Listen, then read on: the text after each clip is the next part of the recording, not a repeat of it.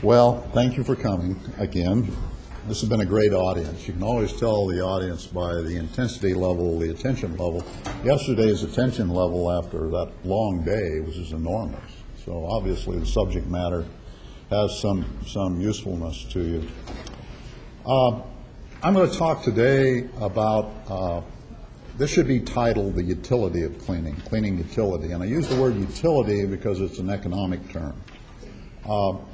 You know, a lot of this stuff, the motivation behind demand for cleaning has to do with an understanding of what the benefits are. Why do we clean? As you heard me say, you know, in my modest, low-key tone yesterday, this stuff might be important. Part of the big problem throughout the nation is people don't understand it. I'm going to give you, before I start this, a little bit of background as how I got here. The materials I have here come out of my 12 years of teaching business and environment at the business school at the University of North Carolina at Duke University. I've taught in schools public health. I've taught, I started the first business and environment courses really in the United States. I was EPA's campus executive for UNC the last 4 years of my career, among other things, another collateral duty. Wonderful. But I've always been an adjunct professor ever since I got my doctorate years ago. So a lot of this stuff comes out with the idea that there's a connection between wealth creation. You all interested in wealth creation, business maybe, some of you, yeah, absolutely. And years ago I determined when I was at the business school at Duke getting an advanced degree in management science that, that was overlooked. And I could see then, I could see back in the late 1960s, early 1970s, that concern for environment would be an important part of business life. Ask the carpet industry today whether it's an important part of their industry and business life. It's a part of all of our lives, How did I get here? One thing I noticed about environments years ago as an undergraduate student at the University of Florence, my little crack about the Italians yesterday was misinterpreted. The Italians are a fantastic culture, very humanistic, very intellectual.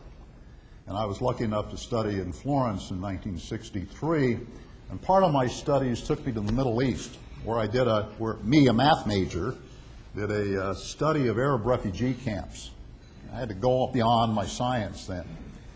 And I went to 5 Arab nations, and I went to about 7 different Arab refugee camps to find out what was going on there. These Arab refugee camps, much like what you see on the news tonight in Palestine. It's terrible. I go into these camps, and you go into beautiful cities like Beirut, or you go into Damascus, or you go into Alexandria, Egypt, or Amman, Jordan, and right in the center of these cities would be these festering sores of these poor Palestinians that had been displaced in the 47 war. And then you go into these camps run by the United Nations, and they were sewage all over the place, and the kids were filthy. UN was doing a marginal job. And the one thing that came out of my study was that these camps were creating monsters, especially in the young children. They were shaping attitudes. They were shaping the attitudes of children. People's attitudes are shaped by their environment. And indeed, I was correct, even though I got a B+ for the paper. My correction was these monsters would turn into fighters. They were using these camps as weapons. 4 years later, I found myself as an Army officer in Vietnam doing counterinsurgency work, working along the DMZ. It was the bloodiest year of that war. And I would go out working with large civilian populations, and I would see the same thing. The environment, the effect it had on mental attitude. It was devastating. No hope for the future. I see it today. Environment shape attitude. Never forget it. They shape attitudes in schools. They shape attitudes in healthcare. Facilities shape attitudes in prisons. They shape attitudes in homes. Environment connects with, human beings can't disconnect with environment. The other thing I learned in Vietnam is the power of a bar of soap. I was working with a medical doctor, providing security one afternoon, and he turned to me, and I'll never forget the line. We had hundreds of sick people around us, all sorts of skin diseases, so on and so forth. He turned to me and he says, "Lieutenant Barry," he said, "a bar of soap would cure 90% of these diseases." Simple action of management.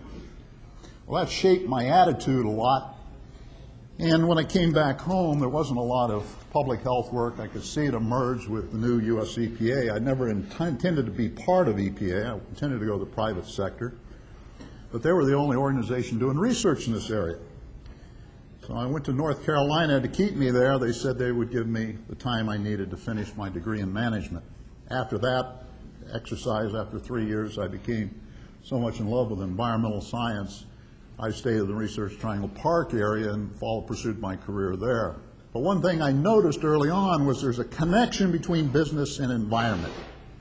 Without a healthy economy, we're not going to have a healthy environment. You can't separate the two. Okay, here's a test. Everybody hear me? What's the root cause of environmental degradation? What are the root causes? Okay, we don't, yeah. The failure to understand systems and how systems are more powerful than the parts. That's a good, thoughtful answer. It's partially correct. You know, you're on the right track. Let me tell you where it's correct. The root causes of environmental degradation are poverty. Ooh, didn't expect that one, did you? Ignorance, the absence of knowledge, the absence of science. Why do we have deteriorated indoor environments? Absence of knowledge, absence of science. Mismanagement. We don't understand systems. Mismanagement, the misapplication of information, incompetent management. And finally, the fourth reason is chaos. Things like war, things like natural disaster. Those are the root causes of environmental degradation. Okay? Anytime you find a deteriorated environment, Center City, school, battlefield. Somebody asked me once what the most disgusting environment I ever saw was. By far, a battlefield. Chaos. You know, absence of any type of order. All right? And it affects human beings. Battles are designed to do that in a negative way. Okay, you start with these basic concepts, all right? And you think about it. You know, so if I want to keep the environment healthy, I've got to have knowledge, and I've got to have competent management, and I've got to avoid chaos, and I've got to not be poor. I need a surplus. I'll explain that to you in a minute. I've got to have a surplus of capital. All right. Now, the next question I have is, what's sustainability? You hear that a lot. It's been captured by the environmental activists. They don't own it. The concept sustainability is an emerging concept, and it's not just environment. Sustainability is the quality of a system to keep it operational indefinitely. Sustainable natural environment. That's what environmental activists are concerned about, and they should be. We should all be concerned about that. But sustainability is like a three-legged stool. You've got to have three things in balance for sustainable quality of life. Those three things are a healthy economy. You've got to have a healthy environment, and you've got to then have social equity. All people have got to be treated fairly. If not, you have riots. You have war. Those three things are essential for sustainability, including environmental sustainability. Now, you're not going to find this, on the newsstand. These are concepts that we need to work at and evolve, and they need to be part of our business education, and they are today, increasingly so. Now, the next thing I want to say is, okay, poverty. How do we deal with this poverty thing? Well, poverty is the absence of wealth creation. How do you create wealth? What's the purpose of business? To create wealth. Not to protect the environment, that's part of it. It's to create wealth. It's to create something we call, we use a symbol out there called money. How do you do that? How do you create wealth? Well, you use capital to create wealth. And if you were in business school in the early 1970s, I'll tell you there's three forms of capital. What are the three forms of capital? Financial capital, intellectual capital or people capital, human capital, and your technical capital. You put those three things together and you develop a relationship with consumers and suppliers and you create wealth. That was in 1970. Guess what? In 2007, there's another form of capital you've got to consider. It's called environmental capital, natural capital. In the 1970s, the old economic theory says you draw down on this free good out here and you don't have to treat it as capital. Well, folks, look around the world. Environment is no longer a free good. Back then, there were about 4 billion people. Today, there's about 6.4 billion people. And I said 30 years from now, you're going to have about 11 billion people. These free goods out here ain't free. You got to treat them as capital. What happens when you draw down on capital? Any one of those 4 things. You go bankrupt.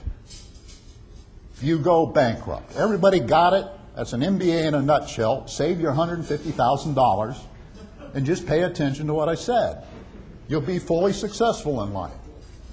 Okay, we treat environment as a form of capital. Don't we treat the environment in this room as a form of capital? Don't hotels treat their environment as a form of capital? Deteriorate a hotel's environment, deteriorate the hospital's environment, deteriorate school's environment, deteriorate the business environment, and they're not going to get anybody to come do business with them. That's not a form of capital? Of course it is. Okay, now we're ready to talk about the utility of cleaning. Why don't we talk more about it? What each one of these little presentations I make here is really an annotated chapter that I will probably spend the rest of my life trying to finish. You know, and a lot of this is science. Economics, I view economics as science. And economists are still arguing about it. The only thing I find useful in economics, classical economics, is the mathematics, and I like it. Okay, here we go. Reasons for cleaning. In your handout, I give you, I don't know, at least 10 reasons for cleaning, and I'll discuss each one of them. These aren't the only lists. I mean, these are the lists that have come out at me over time. It's really been interesting. My friends throughout the country have asked me over and over again, well, Dr. Berry, tell them what cleaning is worth. Tell them how to get the price up. Okay, we've got to talk about that in a minute, all right? But anyway, you have this list of reasons for cleaning, and I'll go through each one of them. See, the list is pretty long, and I've combined a lot of different concepts here. And there is quantification, and there are studies that kind of support these reasons for cleaning. First thing that always motivates cleaning is the fact that every environment seeks disorder. Second law of thermodynamics. Every environment. I noticed already you guys walked in here and this place is starting to disorder itself.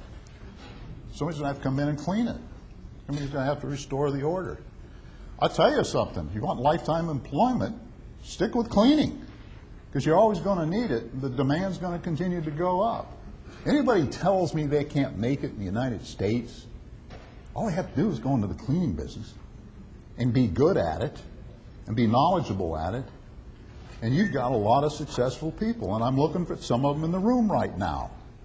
You don't need a $200,000 MBA from Duke. You don't need that, guys.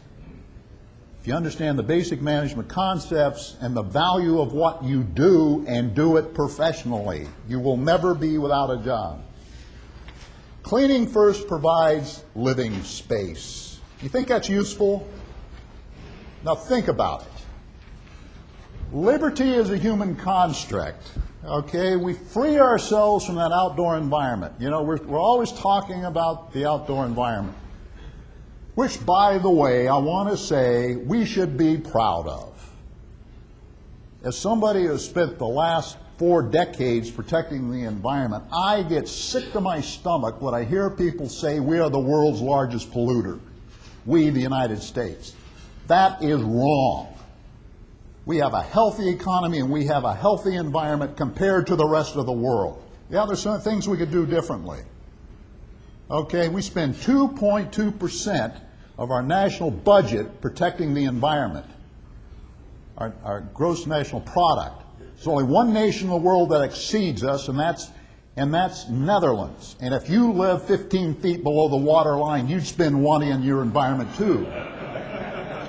which we obviously didn't in New Orleans. You get it? All right? So, we do, and then we can do things better. We can do things more effectively if we understand how the system works, which we're still learning about. But these environments we create, these built environments, as Gene said yesterday, are artificial ecosystems. They're designed to liberate us from all those forces outside. If you don't understand what I'm saying about go spend tonight outside, just sit out there and see what you think about nature. Okay? And it's wonderful. But we come inside to liberate ourselves, to manage ourselves, and in so doing, we don't have to move from campsite to campsite because our waste is piling up. Well, we do. We control our waste. As soon as human beings quit moving around 15,000 years ago, we've had leisure time. That leisure time has brought us knowledge. That leisure time has brought us extended life expectancy. I don't know, I hunt, and I'm proud of it. I don't necessarily hunt to kill, I hunt to understand nature. And I'll tell you something, I sure hate to do that on a daily basis to feed my family. I would hate to live that way. And you don't live very long. So you have these spaces we create, given the fact that they always seek a state of disorder, and for us to survive in these environments, we need to manage our waste. We manage our diseconomies. How do we do that? We do it through cleaning. In other words, we protect our natural capital, our environmental capital, our most important environmental capital, through cleaning. Is that a tough concept? Anybody disagree with me? That's how you protect your capital. And once again, if you don't protect your capital, what's going to happen? You're going to go bankrupt. By the way, we're the only species on the planet that does this. You can't find any other animal that cleans its environment. This is a uniquely human management activity. And that's how we live in the world. That's how we survive in the world.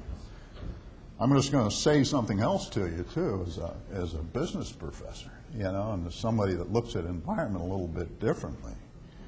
People count. So much of what we hear in the terms of this green literatures, people are ignored. People are ignored.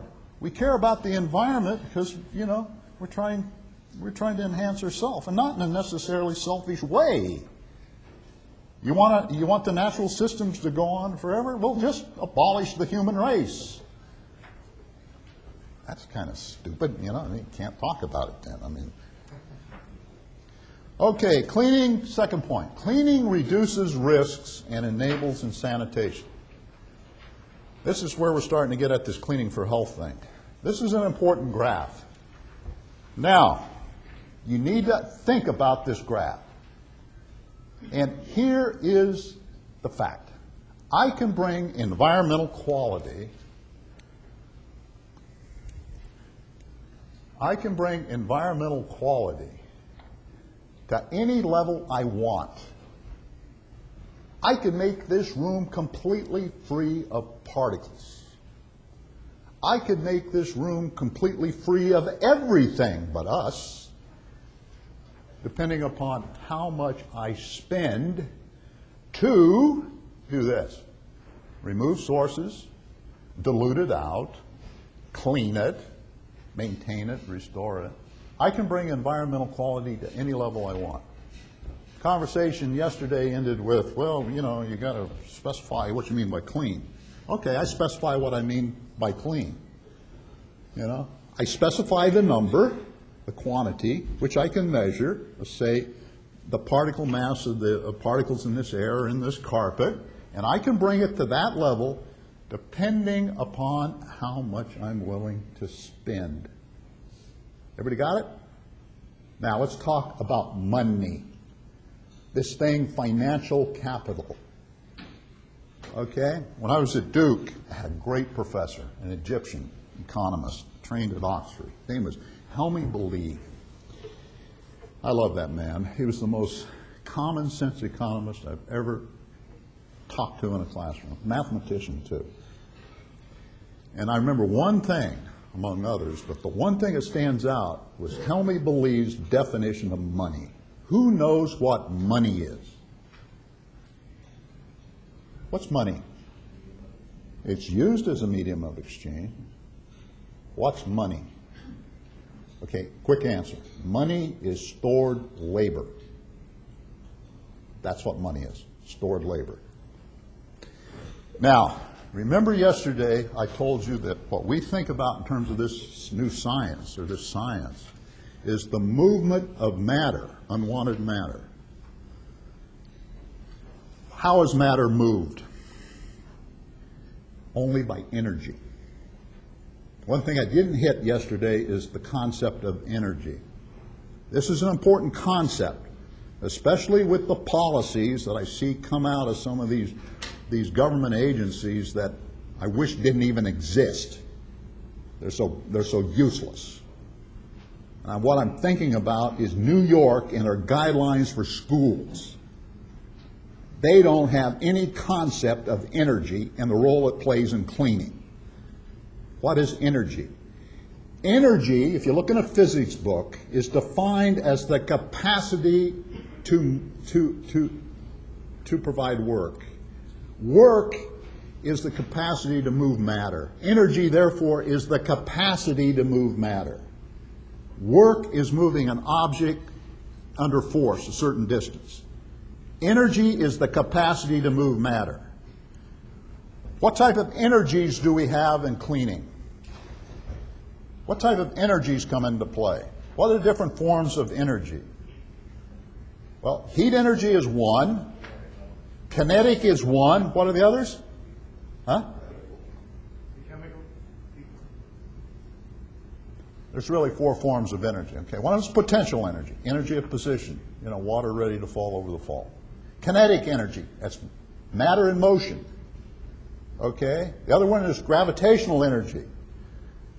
Force of gravity is equal to the gravitational constant times the mass of the first object, the mass of the second object, divided by the radius of the two masses. Okay? Heat energy. Let's go back to heat energy. What's heat energy? He knows because I told him. Sum of kinetic energies. A lot of matter in motion. Sum of kinetic energies. That's how we partially move matter. It's important you understand that. Now, does energy cost money? Do you take this medium of exchange and move things? All right?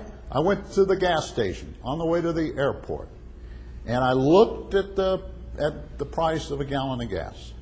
Oh my goodness. $3 a gallon. That's what it costs in terms of that financial capital to move my car to the airport. That's what it took. That was the cost of energy. Now, when somebody comes up to you and they say, I want you to effectively clean at this cost, that's about equivalent to me walking into the grocery store saying, I'm not paying that. I'm not paying that for my energy. That's what it takes.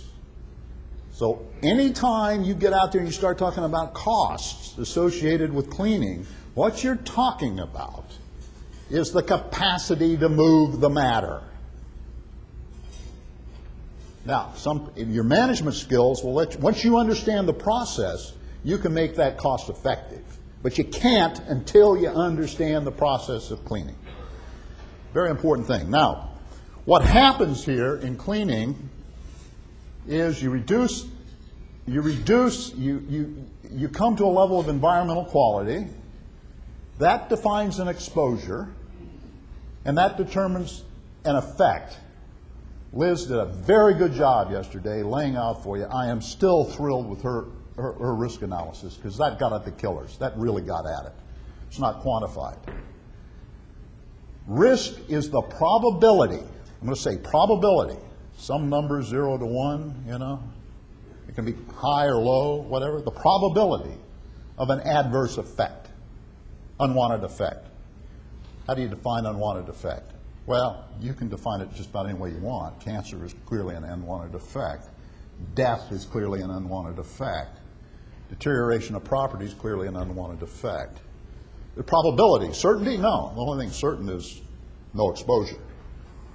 And in reality, we never get no exposure. So we're always dealing with probabilities here. Okay, so what do we mean by health? Cleaning creates a healthy condition. Start your definition of health. Go to the, if somebody says, where do you get that definition, take them to the title page of the World Health Organization's charter. Page number 2. Health is a state of complete physical, mental, and social well-being, and not merely the absence of disease and infirmity. I love this definition because it gets at people's mental attitude associated with healthiness, as well as frank disease. The primary objective of cleaning, effective cleaning, is to create a condition of well-being for humans. Of well-being, a sense of well-being. I love the question yesterday about Walter Reed. When my soul, put yourself as a combat soldier, away from home, 7 months, 7 days a week, 24 hours a day, you're in constant fear. You're surrounded by your family, your Army family. All of a sudden you have a bad day. You take a bad hit. You were lucky to survive. They put you on an airplane, they move you to Germany, they stabilize you, you put you on another airplane, they send you to a 70-year-old hospital, they were ready to phase out. They put you in a ward, and the people take real good care of you, and you convalesce. And then they say, Sergeant Jones, going over to Building B, and you walk into Building B, and you see mold growing on the wall, and you see paint coming down. You're away from your friends, you're away from your family. What do you think that environment does to you? First, it sends a message. Somebody doesn't give a damn. I deserve better treatment than this. That's the first message it sends. It shapes an attitude. And then you're hurting, you really can't move around, you have to sit there all day. What's that doing to the attitude of that soldier? Well, soldiers are tough. But I tell you, they still have feelings. And their attitudes are as much affected by their environment as you are affected by your environment, your home, and your school, etc., etc. Should that be tolerated? No, absolutely not. Is that a health issue? Absolutely is. Take the same model, apply it to a school, the attitude that children develop in dirty schools, the attitude that people who are unfortunately incarcerated develop. I see it all the time. Environment shape attitudes. Clean environment shape healthy attitudes. There's a whole volume of work we can do on that. Now, does cleaning have utility? Obvious answer. Yes, it did. Okay. Cleaning reduces adverse exposures. One of the other things we talk about, Gene does so much, Liz talks about a lot, I talk about, cleaning breaks the transmission chain. Okay, without cleaning, we pass pathogenic material from the restroom, let's say, to the food line. Where do we break the transmission chain? In the sink with the soap, which, by the way, is correct. The level of hand washing has gone up astronomically in there. See, but look, that tells us something. Look at what just a little knowledge does to change your behaviors. I mean, it's funny, but it's just that simple. Look how knowledge changes behaviors. You can do the thing. It's not the mite that causes the allergic reactions. It's the feces of the mite. So you pull out the feces of the mite. Hot water extraction works really well in that. So you break the transmission chain. And by the way, if you control the humidity level in the building, get it down below 40%, that mite can't make it. That mite will die too. You don't kill mite with chemical. You kill it by controlling the humidity. Bacteria, of course, And you have to know the nature of this stuff. I get a little concerned messing around with viruses because they need a living host.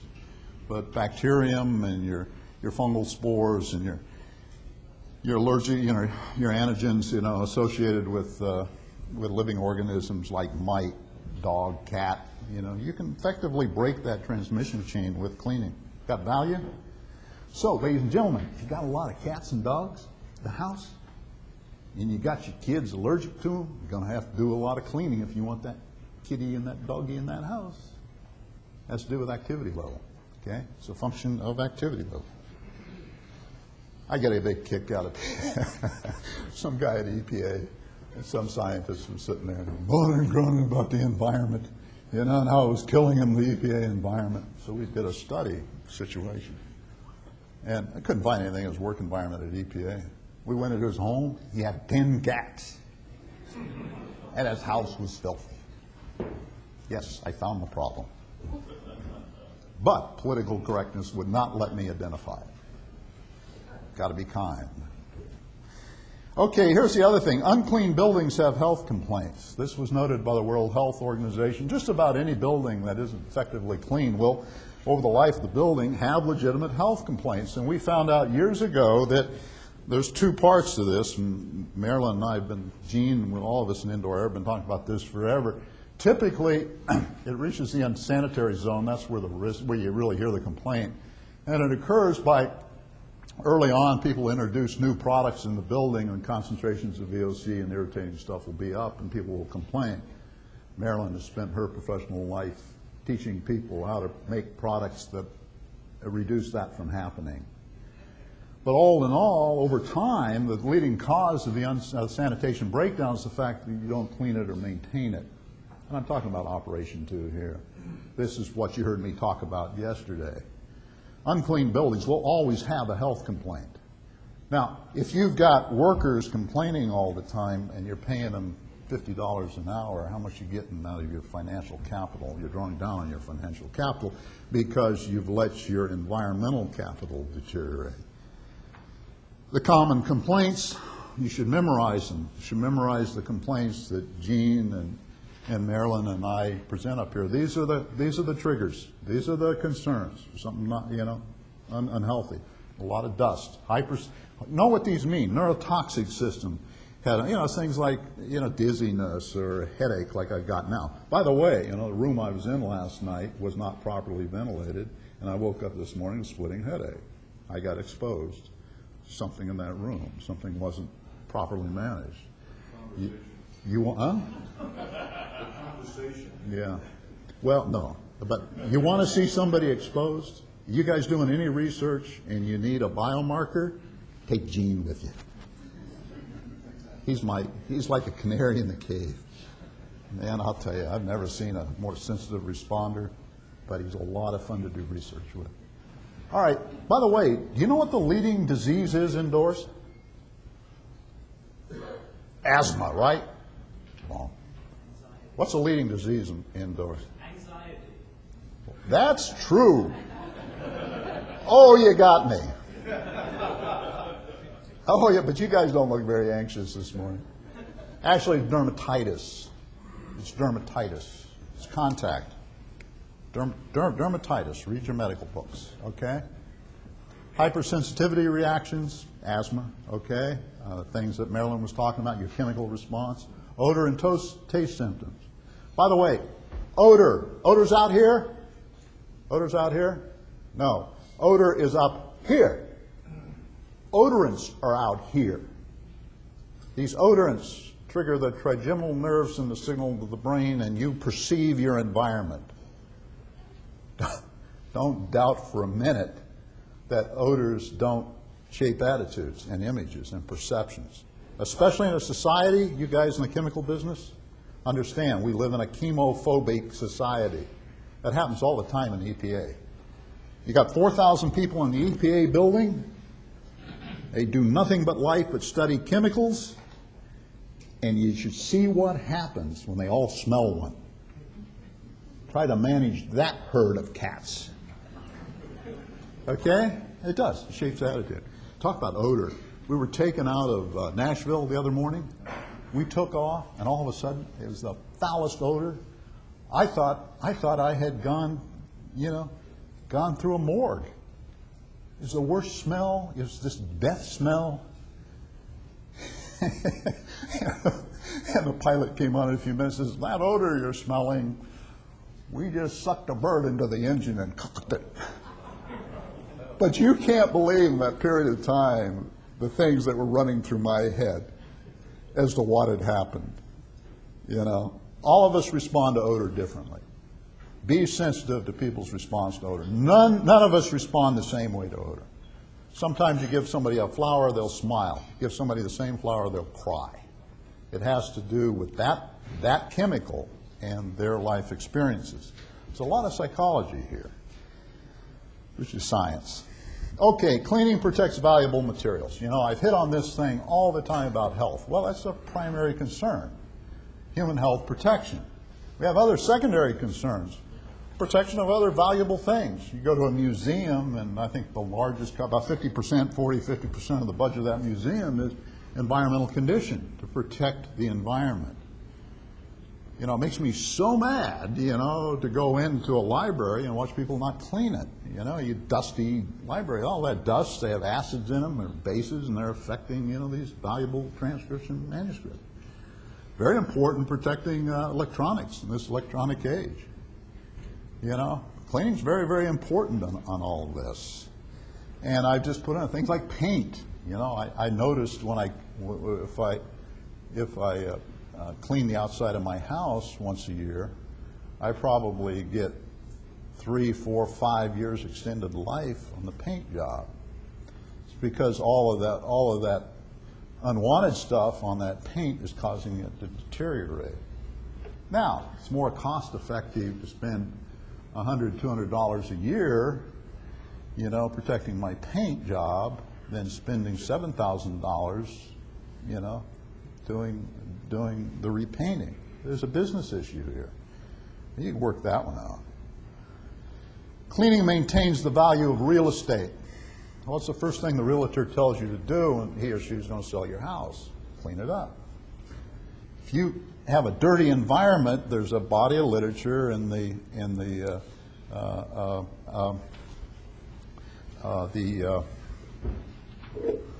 world out there that says you can reduce your market value of your property by 40 or 50%. Unclean, vacant, and guarded real estate deteriorates, causes it to deteriorate. By the way, some of our laws have created that to happen. The Superfund laws instill great liability for contaminated property. So people find it, because the liability is so high, not the cleanup costs. The cleanup costs are low. But the liability is so high, people abandon the property and move into green fields. Instead of cleaning it up, we literally have a throwaway real estate mentality in this country. Just go to a center city if you don't believe me. Go to St. Louis, go to Detroit, go to some of these center cities. All it takes is cleaning to put that stuff back online and into the tax base. Cleaning does that. Cleaning accents the aesthetics. Aesthetics is the beautiful. I can't define beauty. I don't know how to do that. But you know it when you see it. Cleaning orders things. Cleaning orders things to where, you know, you feel good about it. Appearance is important. But effective cleaning is more important than appearance. Appearance is nothing more than the rearrangement of matter and the reflection of light. But it's still an important component of cleaning. I don't want anybody that says Dr. Berry doesn't think that appearance is important. It does. Appearance is important. But what's more important is exposure reduction, especially to the killers. This appearance creates this condition called topophilia. Topophilia, love of place. This is the condition you want in schools because you want students and teachers to want to be there. This is the thing that makes you feel good. It's this love of place. That's why people go back to campuses, places that are ordered and clean. That's why you go back to Disneyland. That's why you go back to a hotel chain that cleans. It's this love of place. Okay, topophilia. The opposite of that is topophobia. This disheveled, scary environment makes people go away. They don't want to be there. Applies to schools, whatever. Those places to which humans are exposed the most are those places that are clean. I went into a McDonald's in Alexandria last Thursday morning, literally stepping through sewage on my way to my food. Man, did I want to get out of there. You know? Did I want to get out of there? I tell you, McDonald's has really fallen down on the job. Anybody from McDonald's, go back to your corporate officers saying, this investor is mightily disappointed. It's all about management. They know better. That's about mismanagement. Creates a condition. Who wants to buy anything there? Well, that would have been a good thing for Liz Scott to look at. Okay, cleaning counterbalance each tragedy of the commons. Tragedy of a common is especially true in public buildings. Owned by everybody, taken care of by nobody. Cleaning turns that around. Okay? Public schools, owned by everybody, taken care of by nobody, cleaning isn't paid attention to in most school districts. It's all about budget. It's not about cleaning. It's about budget. Until the kids start to get sick and people like me and Gene go in and figure out it's the school environment, then it becomes about cleaning. Why wait for the tragedy? Why wait for the tragedy? By the way, cleaning promotes dignity and image. Okay, you see this all the time. I go on for this one. It sends a message. Cleaning sends a message. We care.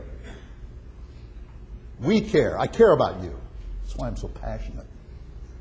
I care. As an educator, I could do other things. I care. You send a message. Send a message by your body language, by your performance. People who work here, you find depressed employees. Government agencies are, I tell you guys, you've got to be dedicated to public administration to work in a public building, because most of them are filthy, absolutely filthy, and you've got to put a priority over that. And believe me, they don't care. They, the bureaucrats at the top, the political in and out executives, they don't care. And that's the message sent when environments aren't clean. Now, does this have business and performance implications? Of course it does. You figure it out.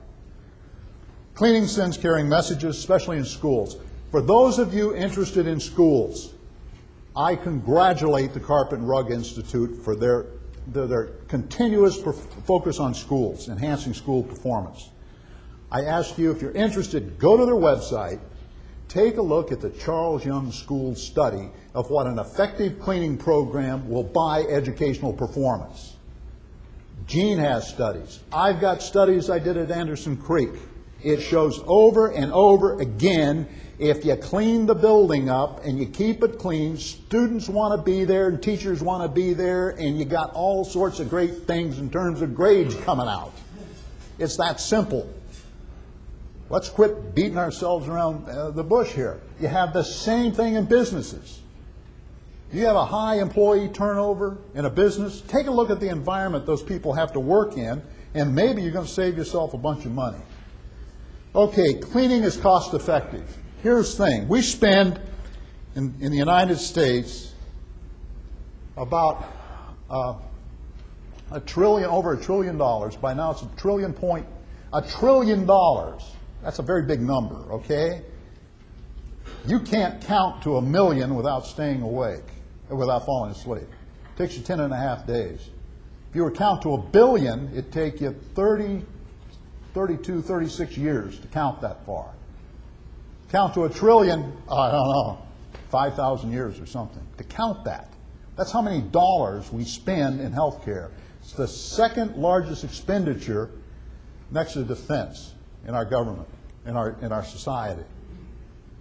We spend upwards of probably now about $2 billion a year protecting the outdoor environment so as to reduce the health costs, partly. But when we spend that time with most of our environmental management programs and laws, we only cover 10% of the risk domain. How much exposure time do you have indoors? 10%. Marilyn wrote that out yesterday. So we're spending, let's say, $150, $200 billion a year trying to protect an open system that we can never get control over in terms of the matter. It's open. On the other hand, we expend, in terms of cleaning indoors, and this was primarily where the bulk of people in residences, probably $50 billion. A very small fraction of what we have in our daily budgets, our family budgets, to spend on cleaning. And that only gets us to about a level of sanitation on average to what we would expect to see in a steel mill in terms of risk, lifetime risk, let's say of cancer,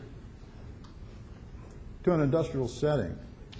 If you would simply double that, if you would go, let's say, from 50 billion to 100 billion, or 35 billion up here, let's say, to 70 billion, just double it. You cover your risk domain. This is where all the action is, indoors. It's a microeconomic issue. You never hear anybody talk about this. Cleaning is a good investment. In fact, it's a form of insurance. All of us buy insurance to hedge against financial loss. Cleaning is a form of insurance. We hedge against, loss, health loss, property loss. If you don't clean, you're uninsured. And not only that, you've created yourself a disaster. It enhances productivity. Look in these clean environments. We've studied insurance companies, banks, we've studied schools. We know that we reduce absences, health costs, quality of work, total cost of production, downtime, employee attitude, morale. You can put this on a spreadsheet, take a look at a complaint building, and figure out what's going on. You can do this, in terms of accounting terms. Buildings have a certain constant fixed, fixed cost, your furniture, your rental fees, so on and so forth. And in this particular example, it's $34 per square foot of building, annual cost. Utilities remain about the same for the building. Let's say this was a 20,000 square foot building. Cleaning costs, what time I did this analysis, $1.25 a square foot was kind of marginal. It was a marginal cleaning cost. By the way, in government buildings, they spend less than $1 a square foot. Do you know why we have complaints in government buildings? Does it have anything to do with the amount of money we use to move matter? You better believe it is. It's a health issue. It's an economic issue. It's a productivity issue. Now, taxes and insurance. Insurance go up in problem buildings. Insurance companies don't like to deal with these legal liabilities and employee costs. Your management costs remain about the same. Only thing you need to change in a complaint building most of the time, and I've demonstrated that over and over again, is increase the amount of money you spend on cleaning. Everything else, all those other costs deflate and productivity goes up. When you look at this thing in economic terms, you've got to use full cost accounting. You've got to look at direct costs, indirect costs, future costs of liabilities, and hidden costs and benefits. 4 things you need to look at economically in this. We tend to look at one. How much is it going to cost me? Well, do you want the matter moved or don't you? Now, once you understand the system, I don't mean to say your high price can't be competitive. I love free market systems. But you're not going to get there until you understand the process so you can make it effective. Everybody understand that? The other thing is, there's more than, for example, it's this direct and indirect benefit. You take a school. Child gets sick in a school because you haven't cleaned it right. Okay, they get home. It affects more than the child at school and at home. It affects the parents. It affects the parents' job. The job performance affects their income, customers, lost opportunity. It affects the siblings. It affects the medical community. It puts an under burden on the medical community. It affects the friends. It affects teacher loads. Sort of like that, what is it, Richard II or Richard I, all for the loss of a horseshoe nail, I read Shakespeare once. Okay, so what happens? Is this not a form of insurance? Just double the cost. The costs aren't that high. Look at where, they're not that high. Look at what we pay for all these other things. And we're not paying for something important like reduction of exposure. And finally, cleaning manages waste and protects the environment. Oh, absolutely it does. That's what it's all about. It's about environmental quality. And it doesn't mean that, you can't be highly effective in cleaning and preserve. In fact, you need it. You need that natural environment to be effective. All right, got a question? Thank you. What? I applaud you. You are a great audience. You really are. Now, I want you to remember something, okay? You see that ad on Las Vegas? What happens in Las Vegas stays in Las Vegas. That applies only to the Strip. Take this information out. Get it out. Get it out there. You know? Try to understand this. If you don't agree with these, send me an email. Not too long.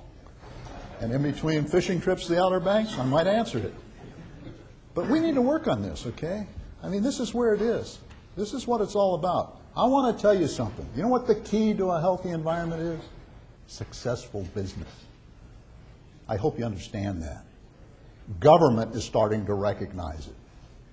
This free market system, guys, has got some real legs to it. Okay, question, anything?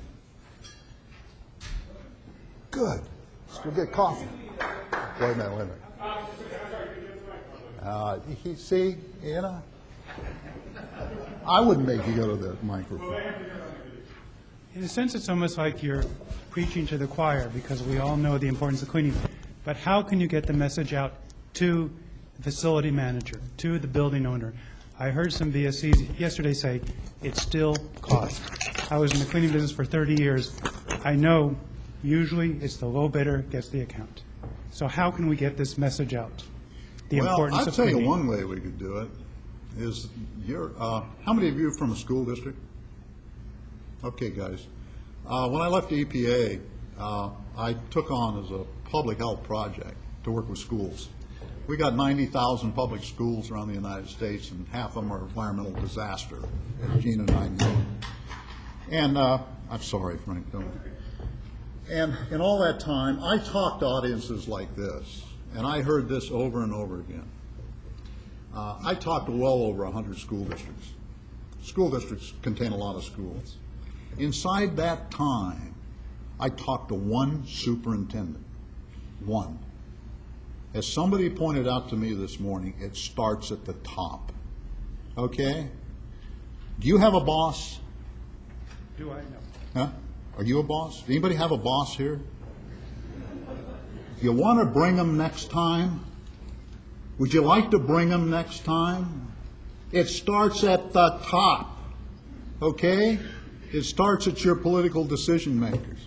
I'm tired of people with this kind of a question. You own this. You have as much influence over this as anybody. Why isn't the Congress here hearing the answer to the question they asked me in 1984? Where are they? It's all about leadership, folks. If you hear a little bit of Edward Deming in me, you're right. He taught me. And I've gotten to the point right now, folks, that I won't talk about this anymore unless it's to decision makers who can make a difference. And you need to bring them here. You are a form of capital in their business. You have power. You get them here and we can start making things happen. Okay?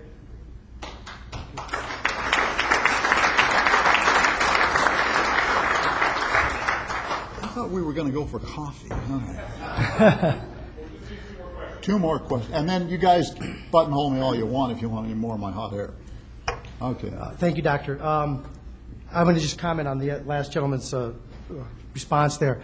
I have heard your presentation and have taken your information, and I've taken it to the local communities. I'll just share with the group. Chamber meetings, Rotary, Kiwanis, PTA, all of these other organizations in your local community are always starving for speakers. And so this is where you can start to get this message out. And it starts to resonate, because who attends these meetings? The people I call the vetoes, the very important top officials. You get the message to these guys, it'll trickle down through their organizations. Thank you. Thank you. Hey, Doc, this is a follow-up to the first two questions. I guess it's synchronicity or something. If we can get the decision makers there, will the scientists help us put on the conferences in our cities? Will the CIRI people go on the road? And how could we make that happen? Do I look like a traveling salesman? I mean, You can find somebody locally to underwrite it, yes. Yeah, the answer is it needs to be done. Look, you've heard scientists here today. If you aren't impressed with the talent and the passion and the expertise, you're missing the boat. And obviously you are impressed, okay? Yeah. But, you know, I'm tired of being a roadshow. I've given hundreds of these talks, okay? Where we're going to deliver this information are the people that Gene Cole and Liz Scott and I and others teach. It's the next generation. It ain't going to happen overnight. We need to be teaching You're teaching this us stuff. here. Huh? You're teaching us here. Well, you guys get it out too.